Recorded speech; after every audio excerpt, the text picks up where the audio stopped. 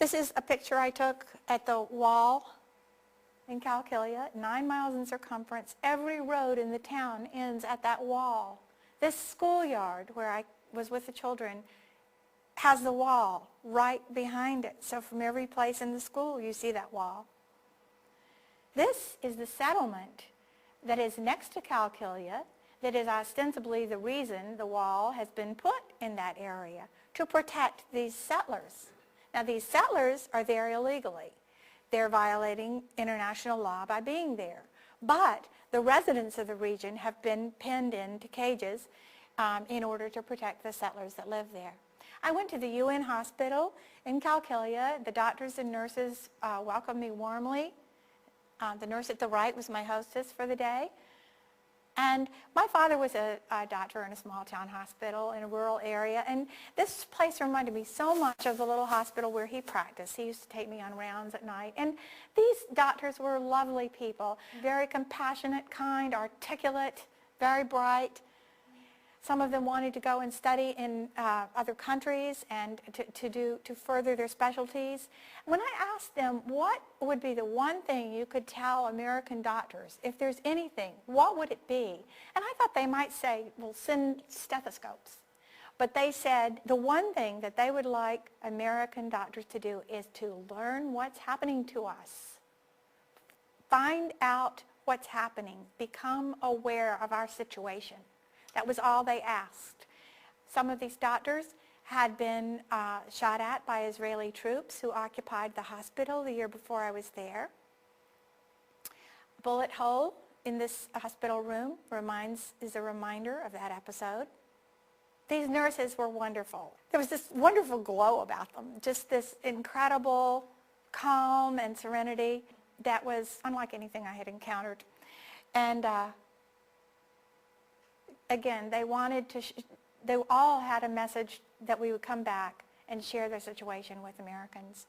I visited with families in Calkilia during the afternoon, and this man left after the introductions and came back in a few minutes attired in his ancestral costume.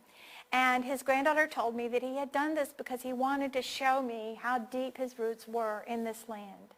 His family has been here for more than 600 years in this place, yet he is now a prisoner in his own hometown.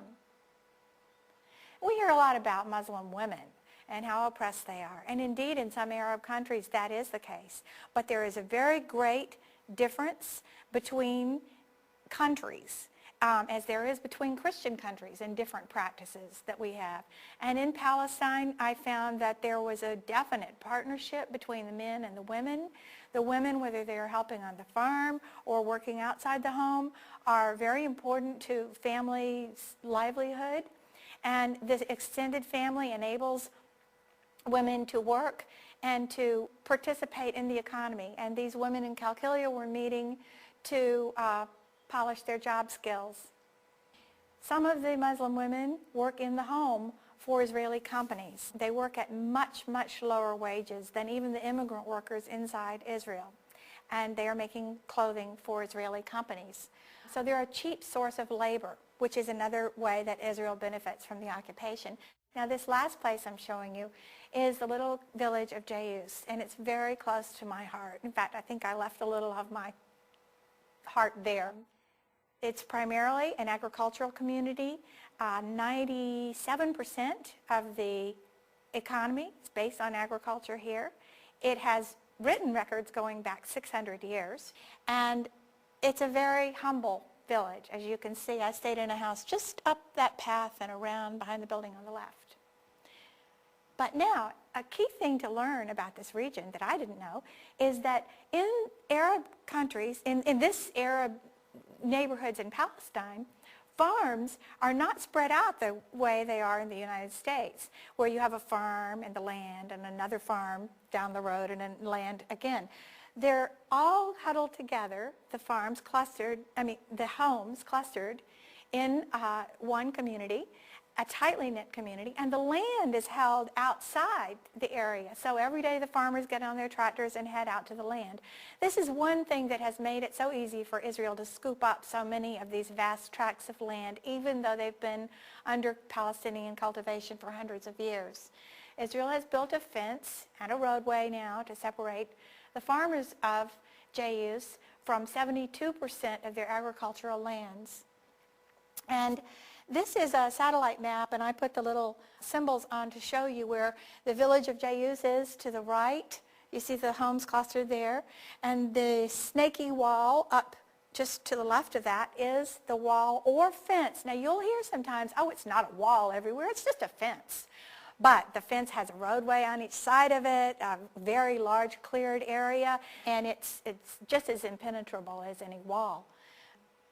The Zufim is a community that already has a settlement here in the bottom part. Now the Israeli border is up to the left-hand side. There's a double security fence there on the Israeli border already. This is 4 kilometers inside the Palestinian territory. And they can see this double wall on the hillside far away. But Israel is taking all this fertile valley, and they're planning another settlement. Now, you may have heard that Israel has promised that it will only build in existing settlements just to accommodate natural growth. They told George Bush that. Well, there's a very high vacancy rate in many of the settlements, and in this one in particular. And what they have done is to establish a new settlement called Zufim Shamal, and that means North Zufim. So they can have North Zufim, South Zufim. These can be separate communities. Eventually, dwellings will fill in, and they'll all be one area.